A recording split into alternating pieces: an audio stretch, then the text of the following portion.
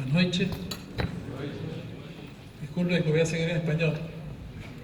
Deixa eu só colocar a questão aqui. Tengo una hermana que está casada con un pastor brasileño y ella habla perfecto el portugués. John. Yo no tengo ese privilegio.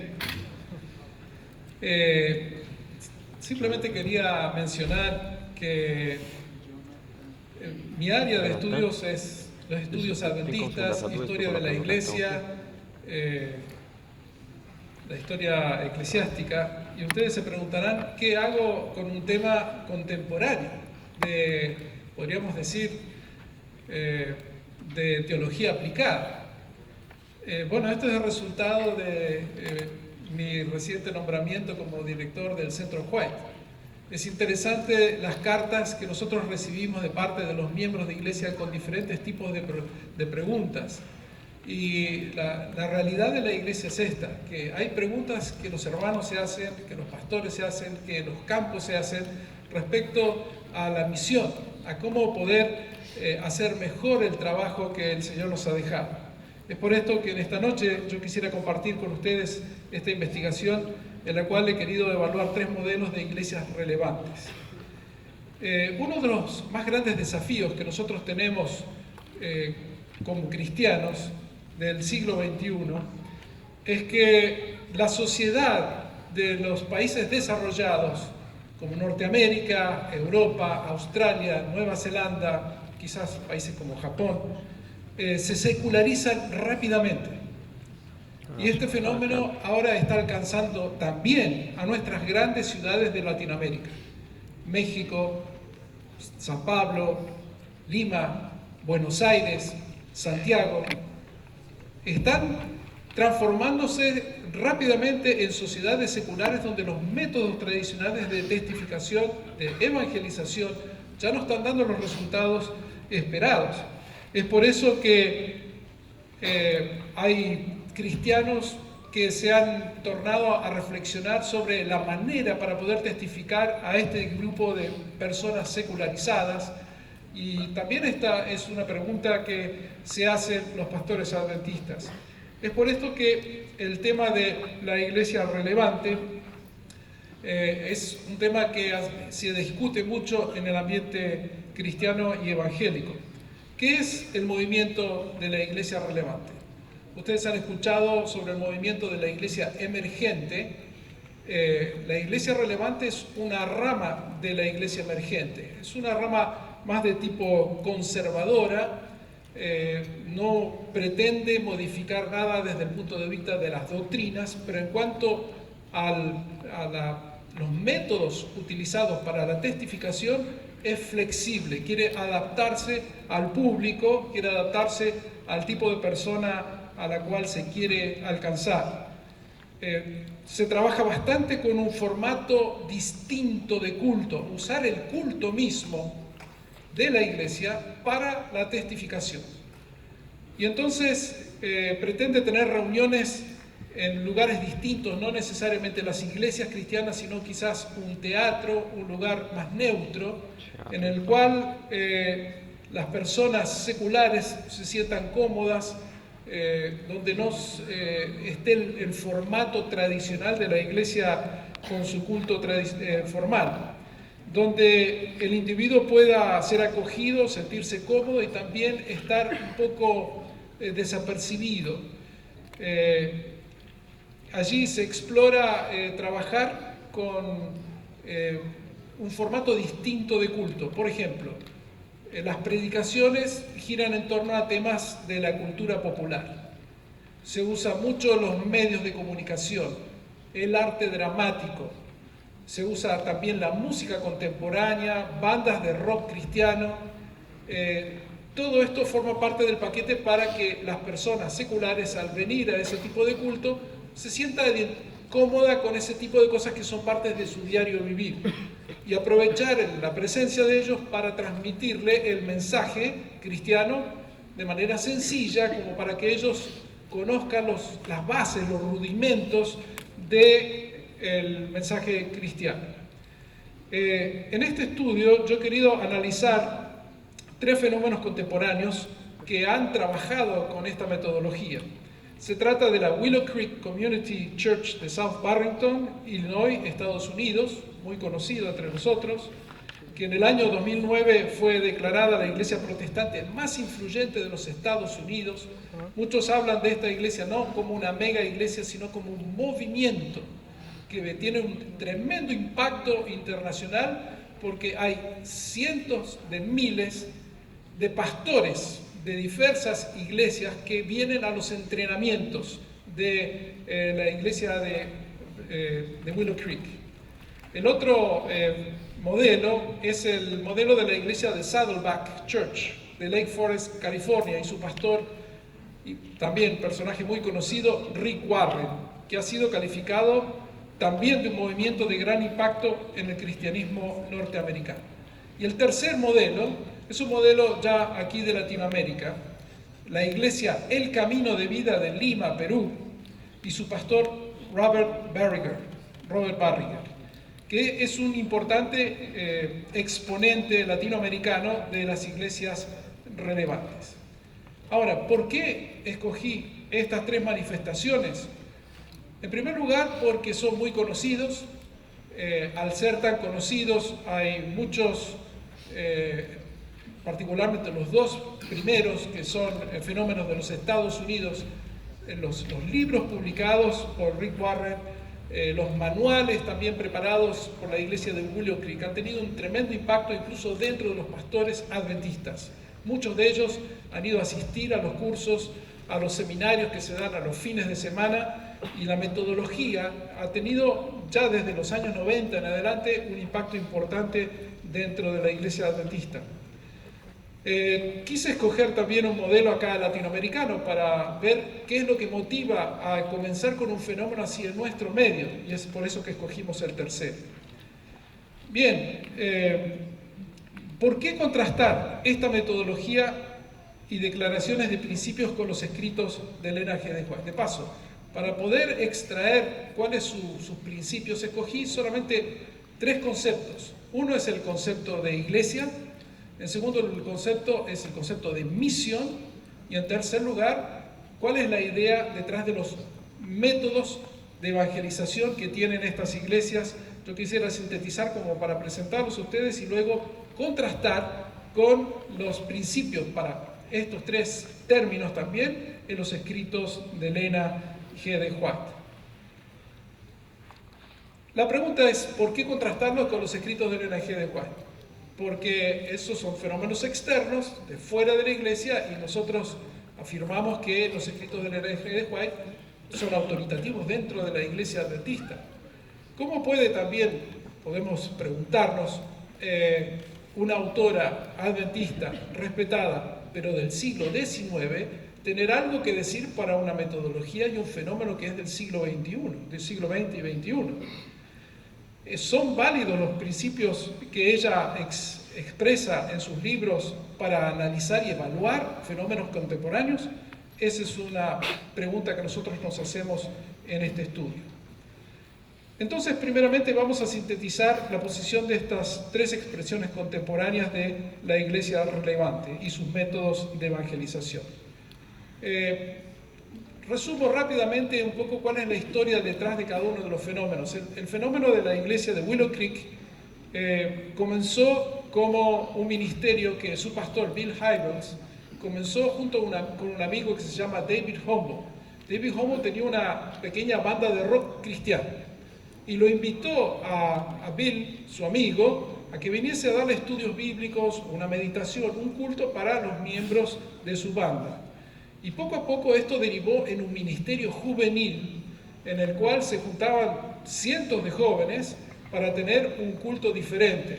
Cuando ellos trabajaron con los muchachos, con los jóvenes que venían a los cultos y también a escuchar música contemporánea, se reunieron miles de jóvenes allí. Ese ministerio fue conocido como Sun City. En algún momento Bill Hybels le desafió a los jóvenes cristianos que venían a estas reuniones a que ellos inviten a sus compañeros no cristianos del colegio, de la escuela, sus amigos, vecinos. Y estos chicos dijeron, mira, si nosotros invitamos a nuestros compañeros, a ellos no les va a gustar, ellos no entienden. hay que cambiar cosas, tenemos que modificar. Y entonces juntos, los asistentes con los pastores, con estos jóvenes pastores, adaptaron un programa en el cual se les explicaba, se adaptó todo un método para poder recibir a los seculares. Y es así como se desarrolló luego con el tiempo la nueva iglesia de Willow Creek, que tiene toda una orientación hacia los seculares. Ahora voy a entrar dentro de una de las obras de Willow Creek para poder retirar el concepto de iglesia, de misión y también de metodología de evangelización.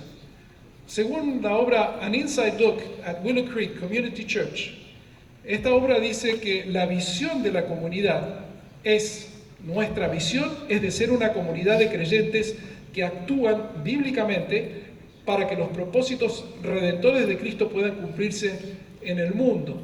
Y esto ellos lo aplican a través de 4 métodos: a través de la exaltación, es decir, la adoración a Dios; el evangelismo, trayendo a personas perdidas; la edificación, construyendo una relación que tenemos con nuestro Rey; y finalmente a través de la extensión, es decir, alcanzando a la sociedad alrededor nuestro a través de tareas de compasión y de justicia del reino de Dios. Luego dice en la declaración de misión de la iglesia de Willow Creek que la misión de Willow Creek es de transformar a las personas no religiosas en seguidores plenamente comprometidos con Jesucristo. Lo dice claramente, la misión de la iglesia esta es evangelizar a los no cristianos, ¿no? Luego, en cuanto a su metodología, es interesante porque está bien estructurado. Ellos tienen lo que se llama los 7 pasos de pecador a santo.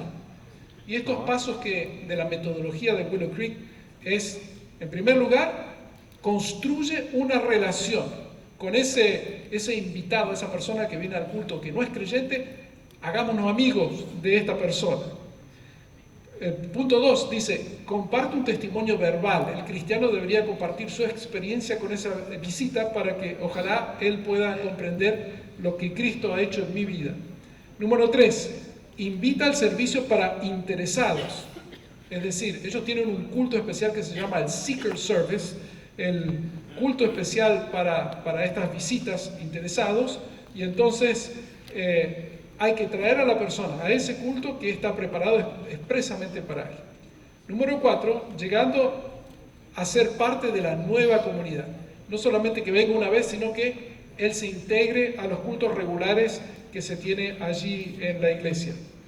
Número 5, cuando ya esta persona ha madurado, ha crecido, integrarlo en un grupo pequeño. Número 6, cuando esta persona, ya para estar en el grupo pequeño, tiene que haber sido convertido, esa persona ha entregado su vida a Cristo. Una vez que ya ha sido entregado del grupo pequeño, donde ya tiene el lugar apropiado para poder confraternizar con los miembros de iglesia, el 6º punto es sirviendo en el cuerpo de Cristo. Hay que hacer que esta persona no sea simplemente alguien que venga a escuchar, a estar sentado, sino que hay que involucrarlo en la tarea del servicio a favor de Dios en las diferentes actividades que se hacen allí en la iglesia. Y el último punto, muy interesante, dice, esta persona tiene que ser transformada en un mayordomo de los recursos financieros. Es decir, esta persona tiene que consagrar también sus bienes a Dios. A pesar de cada uno de estos pasos que son muy interesantes, hay que destacar el hecho que dentro de la filosofía de Willow Creek, el centro, lo más importante, es la metodología del culto contemporizado. Es decir, lo más fuerte de ellos es preparar y evangelizar a través de ese culto especial, ese culto diferente, en el cual se utilizan estos medios que ya hemos mencionado. ¿Por qué?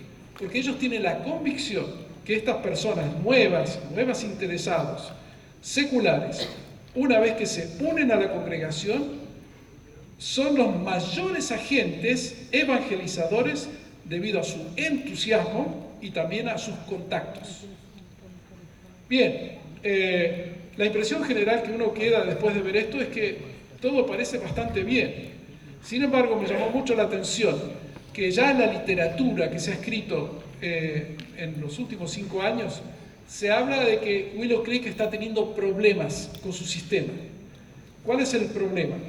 Resulta de que ellos hicieron estudios dentro de la congregación porque detectaron que los miembros maduros, los miembros de iglesia ya tradicionales que hacen todo el trabajo dentro de Willow Creek, tenían un gran sentimiento de frustración, de insatisfacción, de estancamiento.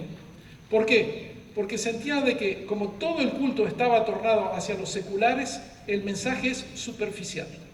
El mensaje no llena sus necesidades y ellos se sentían vacíos. Y varios de ellos estaban considerando la idea de irse de la iglesia a otras congregaciones donde se los atendieran mejor.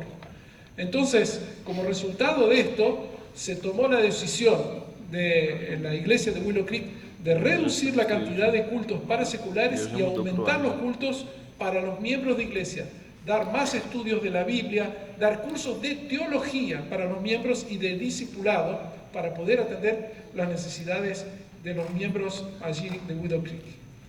Paso a hablar rápidamente de Saddleback Church. El tiempo corre, así que voy a tener que hablar rápidamente. Saddleback, conocemos el libro principal de Rick Warren, A Purpose Driven Church, una iglesia con propósito, donde él habla sobre el propósito de su propia iglesia. Allí dice que el propósito de esta iglesia es traer gente a Jesús, a ser miembros de su familia, conducirlos a una madurez semejante a la de Cristo, equipararlos para el ministerio de la iglesia y para una vida de misión en el mundo para magnificar el nombre de Dios. Ese es el propósito de la iglesia de Saddleback. Después, hablando sobre la misión, Rick Warren dice de que la meta de la iglesia de Saddleback desde sus inicios fue alcanzar a gente joven, no integrada en alguna iglesia, casada y profesional. Ahora, ustedes dirán, ¿por qué eso? Fue una decisión pragmática. Rick Warren reconoció que esa es la gente que él como pastor se siente cómodo con ellos. Entonces querían trabajar con ese tipo de personas. La razón por la cual ellos establecieron una iglesia que también trabaja con los seculares es porque él inició su iglesia allí en el valle de Saddleback, un valle en California que tenía un gran crecimiento de población. Y él dijo, acá es un buen lugar para comenzar una iglesia. Comienza la iglesia, pero descubrió que había otras iglesias cristianas. Y entonces dijo, bueno, entonces no saquemos miembros a las otras iglesias, vamos a buscar a esa gente que no va a ninguna iglesia. Y es así como comenzaron con su propia iglesia. La metodología de Saddleback se parece bastante a la de Willow Creek. Ellos trabajan él pone mucho énfasis en determinar el propósito de la iglesia, saber quién alcanzar mejor. Habla mucho también sobre cómo preparar el culto, esos instrumentos de adoración, cómo planear el servicio, cómo planear la predicación especial para ellos, cómo seleccionar la música que se va a usar, cómo edificar y cómo convertir a los miembros en ministros también. Ahora, las obras de Rick Warren han sido muy vendidas y tienen un tremendo impacto en el mundo evangélico. Sin embargo, nosotros tenemos un autor adventista, Herbert Douglas, que escribió ya hace algunos años atrás una crítica que yo creo que nosotros deberíamos conocer, porque las observaciones y las críticas que Douglas hace a Rick Warren son de mucho peso. Él, yendo en profundidad, descubrió que Warren usa mucho las técnicas y conceptos pragmáticos, contrata compañías de sondeos para poder saber qué es lo que quiere la gente, entonces él predica lo que la gente quiere escuchar. También habla que utiliza una manera de distorsionar la palabra de Dios para, cuando él habla, usa versiones de la Biblia, paráfrasis, que concuerden con lo que él quiere decir y no necesariamente dejar que la palabra de Dios hable. Tiene desequilibrios y distorsiones teológicas. También usa fundamentos filosóficos no cristianos, técnicas pseudopsicológicas y sobre todo se inspira muchísimo de autores de la nueva era, que no son creyentes, por supuesto. Estas observaciones, por supuesto, son de mucho peso, y es por eso que, a pesar de que algunas de las cosas pueden ser rescatables, interesantes, hay que ser cuidadosos entonces al utilizar estos materiales. Hablo rápidamente de la Iglesia del Camino de Vida de Lima, Perú. Voy a saltar un poquito a la parte de sus conceptos de iglesia, de misión y demás, porque se parece mucho a las otras, pero vale la pena mencionar de dónde surgió. Este pastor, Rick Barrier, es un pastor de origen norteamericano, como se nota por su nombre, que él se convierte al cristianismo en los años 70. Él fue un hippie del tiempo de la guerra de Vietnam y estaba por allí en California protestando como muchos jóvenes de esa época, y entonces resulta de que un compañero cristiano le dijo: te quiero invitar a mi iglesia. No quiero ir a tu iglesia, pero ven, hay cosas interesantes para los jóvenes. Y entonces el compañero era miembro de este movimiento juvenil que se llamaba The Jesus People. Y estos de la Jesus People hacían conciertos de rock cristiano. Y entonces lo invitó a un concierto de rock. Bueno, concierto de rock, eso sí. Y él va al concierto, escucha la música, le gustó el ambiente, como ambiente de fiesta, y después se queda y poco a poco él entrega su vida al Señor. Después, una década después, él ya era pastor, se instaló en el Perú, y estando allí él quiso convencer a las iglesias evangélicas peruanas que utilizasen el método de las Jesus People. Y allá las iglesias evangélicas le dijeron: no, nosotros rock no. Y él dijo: bueno, ya que ellos no quieren, yo voy a comenzar el ministerio. Y comenzó una iglesia propia con una metodología que nosotros acabamos ya de mencionar. Bien, paso entonces ahora a mencionar la definición de iglesia, misión y métodos de evangelismo de Elena G. de White. Es interesante ver que el concepto de Elena G. de White sobre la iglesia es muy amplio. Ella incluye en ella a todos los fieles de Dios del Antiguo Testamento y de la historia de la iglesia cristiana. Atribuye el origen al Señor Jesucristo, señala que los discípulos son sus representantes después de su partida, que Jesús sigue liderando la iglesia como cabeza. Nosotros usa la metáfora del cuerpo para señalar el lugar que cada uno de nosotros tenemos en la iglesia, y también habla del cuerpo de Cristo para hablar sobre el tema de los dones. Pero ahora específicamente hay una cita que seguramente conocemos, donde ella define lo que es iglesia y lo que es la misión de la iglesia. Ambos están juntos, que está en los Hechos de los Apóstoles, página 9, donde dice: la iglesia es el medio señalado por Dios para la salvación de los hombres. Fue organizada para servir, y su misión es la de anunciar el Evangelio al mundo. Desde el principio fue el plan de Dios que su iglesia reflejase al mundo su plenitud, suficiencia. Los miembros de la iglesia, los que han sido llamados de las tinieblas a su luz admirable, han de revelar su gloria. Está muy interesante, muy completa esta cita, porque habla que la iglesia es el instrumento para la salvación de los hombres. Número 2, la misión es la evangelización. Y en tercer lugar, habla incluso del método. El método para poder alcanzar al mundo es a través, por supuesto, de la predicación, pero también la vida cristiana transformada es el mejor elemento para testificar al mundo. Tengo otra cita aquí del tomo 6 de los Testimonios, página 21, donde ella habla nuevamente sobre este modelo de testificación. El plan que Dios se propone llevar a cabo hoy mediante su pueblo es el mismo que deseaba llevar a cabo mediante Israel cuando lo sacó de Egipto, contemplando la bondad, la misericordia, la justicia y el amor de Dios revelados en la iglesia. El mundo ha de obtener una representación de su carácter, y cuando la ley de Dios quede así manifestada en su vida, el mundo reconocerá la superioridad, los que aman, temen y sirven a Dios. Así que aquí tenemos claramente establecido la metodología. Ahora, sobre evangelismo, rápidamente digo algo. Es muy interesante ver que Elena de White es una tremenda convencida en el evangelismo. A través de todo su ministerio, ella escribe sobre la necesidad de que la iglesia se torne a su tarea de predicar el evangelio. Para ella, toda tarea de la iglesia tiene que tener su componente misionero. No hay excusa para que la iglesia no haga esta tarea.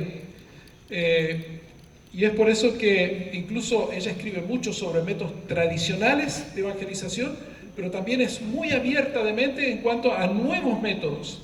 Ella, por ejemplo, sobre nuevos métodos dice: deben utilizarse todos los recursos que sea posible idear para lograr que la verdad se destaque con claridad y definición. También él habla de diversidad. Los diversos métodos de trabajo son verdaderamente esenciales para sembrar la semilla de la verdad, recoger la cosecha. Y habla de que deben introducirse nuevos métodos. También dice ella que nosotros tenemos que evitar criticar los métodos de trabajo de otros compañeros de trabajo en la predicación.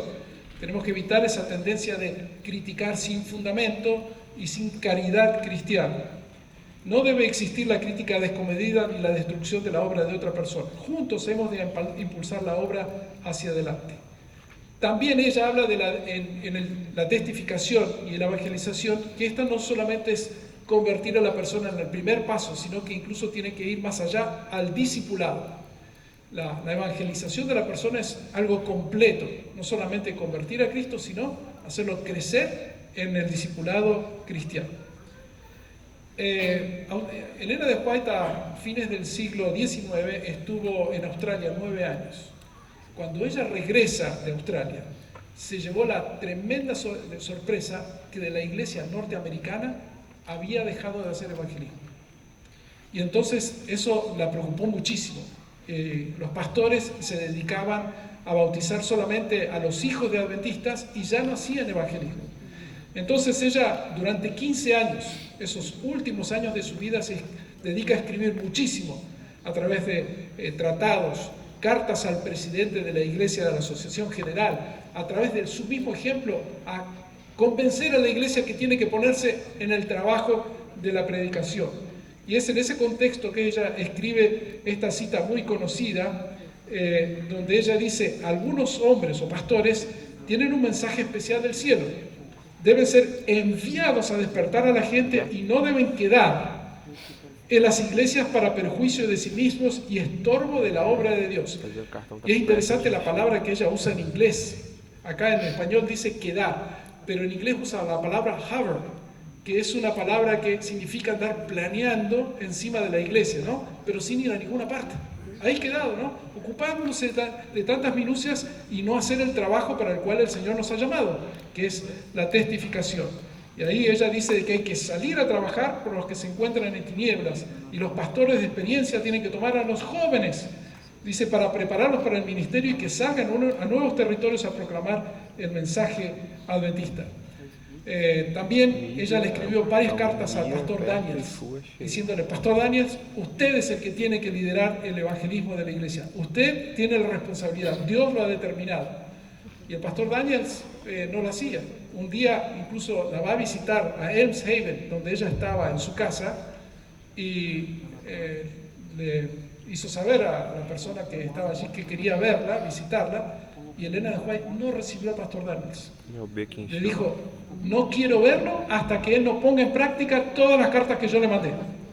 Así que pastor Daniels se dio vuelta y dijo: ya, basta, es lo que tengo que hacer. Volvió, y a partir de eso él lideró el evangelismo en la iglesia adventista. Y Elena de White, a los 82 años, quiso predicar por el ejemplo y fue a dar una campaña de evangelismo a la ciudad de Nueva York. Realmente un ejemplo a seguir. Bien, quiero ahora rápidamente hablar de la comparación entre el concepto de iglesia y misión de Elena de White con la de estos fenómenos de los cuales hemos estado hablando.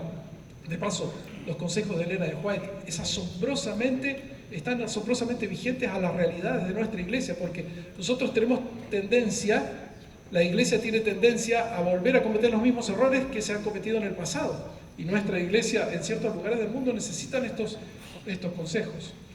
Bien, y primero la comparación del concepto de iglesia y misión.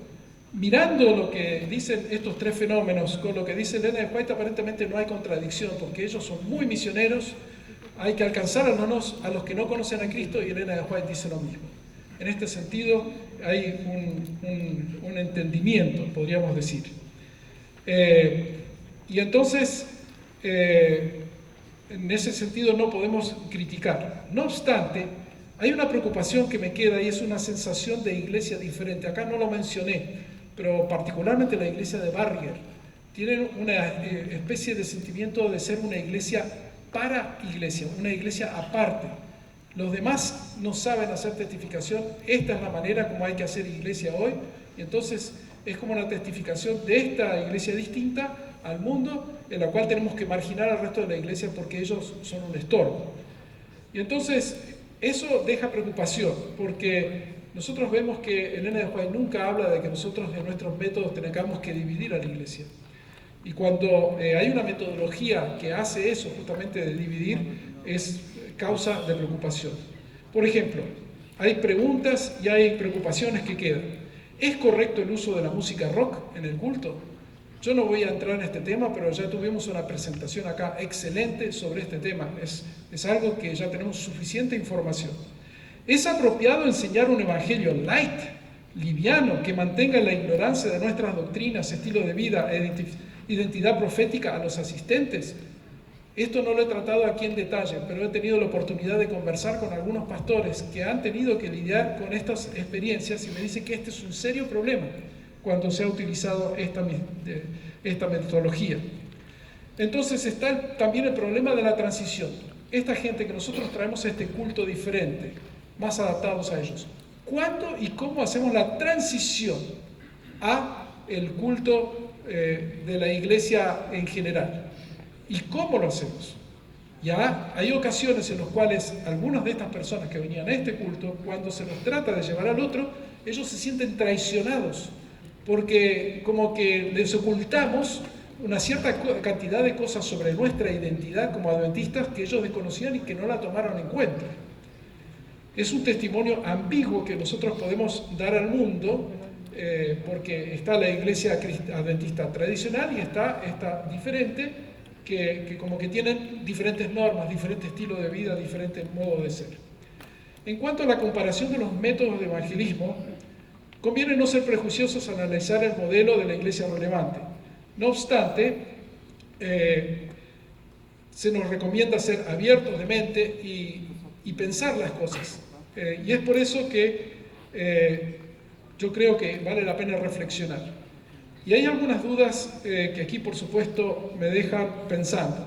Una de ellas son las críticas que hace, por supuesto, Herbert Douglas. Son críticas de fondo. Yo creo que, bueno, no podemos generalizar y decir que todo lo que diga la iglesia relevante está mal, pero particularmente los libros de Rick Warren tenemos que ser cuidadosos por su metodología y la manera como usa sus libros y se inspiran sus ideas y su filosofía de fondo para poder transmitir estas cosas. Por otro lado, el pastor Wilson, al poner ahí unas palabras en el libro del pastor Douglas, dijo: cuidado con los falsos reavivamientos. Es decir, no tenemos que dejar de mirar estas experiencias, pero tenemos la bendición de lo que es el trasfondo del gran conflicto, el motivo de la cosmovisión adventista con el gran conflicto entre el bien y el mal, que nos ayuda a hacer de filtro de aquellas prácticas en alguna de estas metodologías que no concuerden con la palabra de Dios y con el espíritu de profecía. Finalmente, podríamos mencionar también el tema del culto especial para seculares. ¿Es válido? Es una pregunta pertinente porque en vista de los problemas que están teniendo en Willow Creek, uno tiene que preguntarse, ¿es la testificación a través de un culto la mejor manera de llegar a los posmodernos? Hay algunos especialistas de la evangelización urbana que hablan que lo que los posmodernos necesitan es relacionamiento, pero eso se puede manifestar de otras maneras, los grupos pequeños, centros de influencia, etc. Es importante poder estudiar aquellos aspectos y las consecuencias del uso de estos métodos. Ahora, el tema del crecimiento cristiano. Acá ya hemos visto que en estas expresiones evangélicas hay un serio problema y también tiene que ser estudiado. A manera de conclusión, podría decir que detecto algunos aspectos positivos y otros negativos de este modelo. Lo positivo es que yo noto que hay un interés genuino, auténtico, por alcanzar a los seculares allí donde están, tratando de utilizar el culto como medio de testificación. la utilización, ¿no es cierto?, de medios audiovisuales, el drama, la música contemporánea. Yo creo que son válidos, pero la música contemporánea no tiene por qué ser rock. El sábado estábamos aquí escuchando y cantando música contemporánea por autores adventistas, preciosos himnos que nos elevaron al Señor.